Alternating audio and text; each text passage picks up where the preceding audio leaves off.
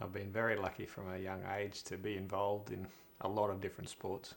When I started playing tennis and cricket, it gave me a lot of confidence as I progressed through the different levels, from just running around catching a ball and throwing it back for the person to serve it, and having that feedback from parents and teenage kids.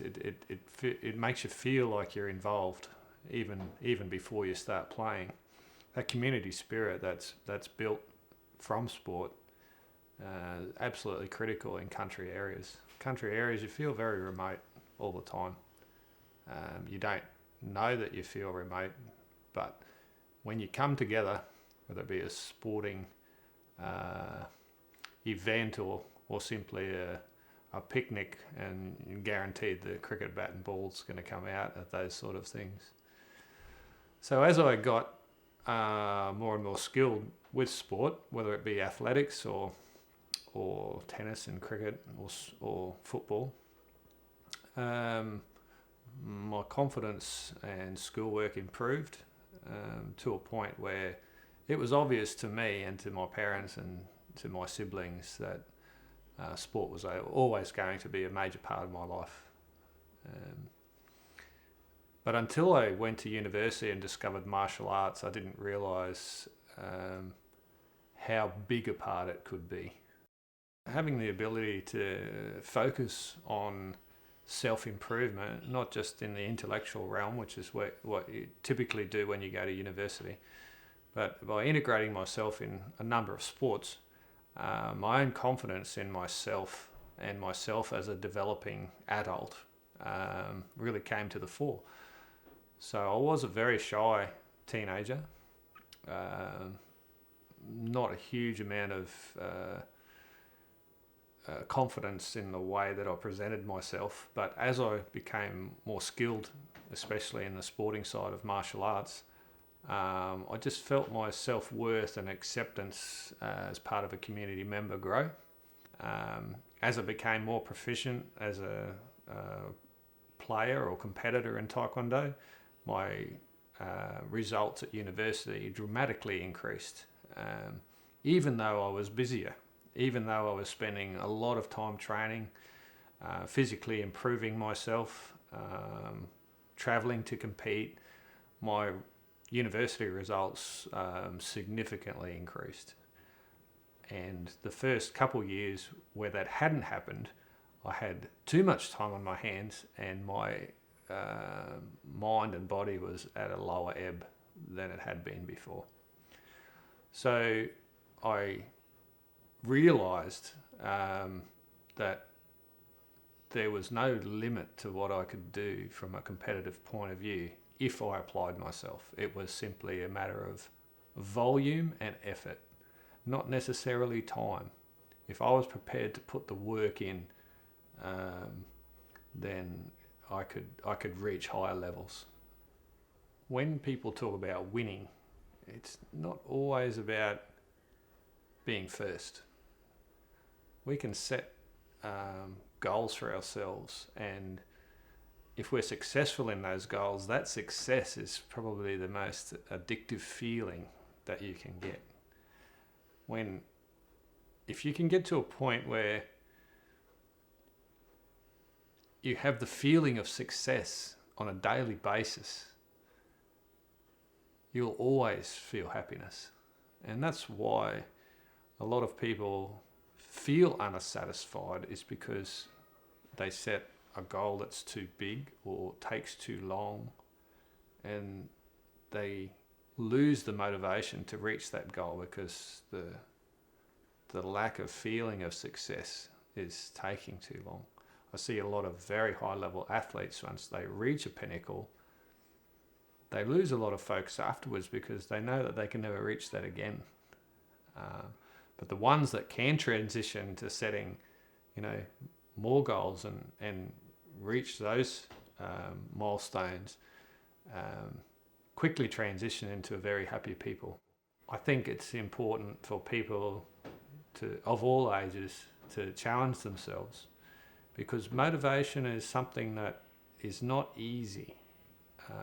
We tend to, in a world that we live in, first world, where you can order a meal from your phone and not even have to get up out of your chair until that arrives at your doorstep. We've got to a point where things are very, very easy. So it's even more difficult to motivate yourself to get up, get dressed, go somewhere, exercise to the point of exhaustion, and then come home. But the benefits of doing it, they outweigh anything that you could picture. And that, as a human being, is something that if you want to find happiness, you've got to set goals. You've got to overcome obstacles to reach those goals. And then once you've reached those successes, the satisfaction that you feel is happiness. So while I was always able to manage being heavily involved in coaching and competition through my professional career, which is engineering, it came to a point where I made a decision to take a fairly significant role overseas in the United Arab Emirates in 2016. So while I continued teaching for a period, when I moved over there, that ramped down fairly quickly to a point where I was completely focused on work. That job was very high stress, big hours, heavy responsibility, and it pushed me in areas that I was excited about from a career point of view. But I started struggling with stress. I started struggling with lack of decision-making ability, concern that I was making correct decisions, struggling with my normal ability to lead a team with the confidence that I had before. And it was my wife that pointed out to me that this had been the first time in probably my whole life that I was not heavily involved in sports. I wasn't heavily involved in physical activity. I'd gained a little bit of weight, not a huge amount, but probably more than I ever had before, other than when I was injured. And so those stress levels that I felt, I think were directly contributed to the lack of involvement in not only physical activity, but contribution to a community. So I made some changes.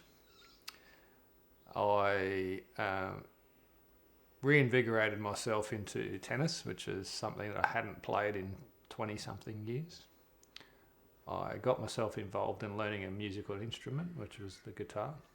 I applied the principles that I'd learnt with the development of my specialist groups and the training philosophies and systems that I developed for Taekwondo.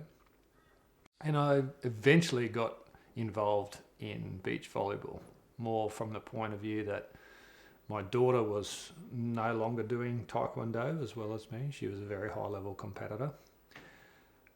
And once that transition happened to me finding another sport that not only was I capable at, but I was very passionate about. The similarities that I found was that you could have small successes within the game that gave you immediate satisfaction. And that satisfaction was completely relevant to the effort that you were putting in. It was related to the effort that you were putting in.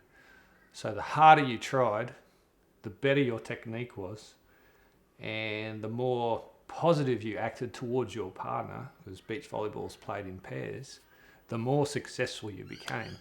So every aspect of the things that I was always excited about, collaboration, effort, skill building, positive energy, is all encapsulated into an 8x8 square metre area that you have to protect like you're playing a game of armies with your brothers as a 6-year-old.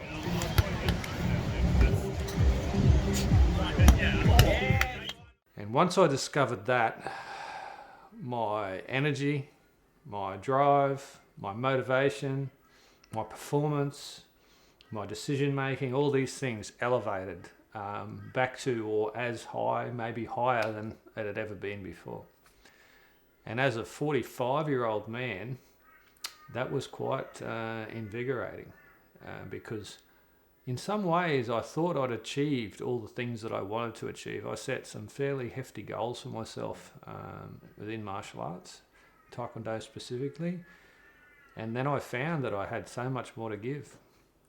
I started teaching children down at the beach, just voluntarily, and then suddenly more friendships were formed. I met a huge amount of people from different countries and found that Taekwondo was very insular in my understanding of being able to reach out to community. I was always teaching a group of people that was, repetitive, whereas in the beach volleyball, some random person could warp up.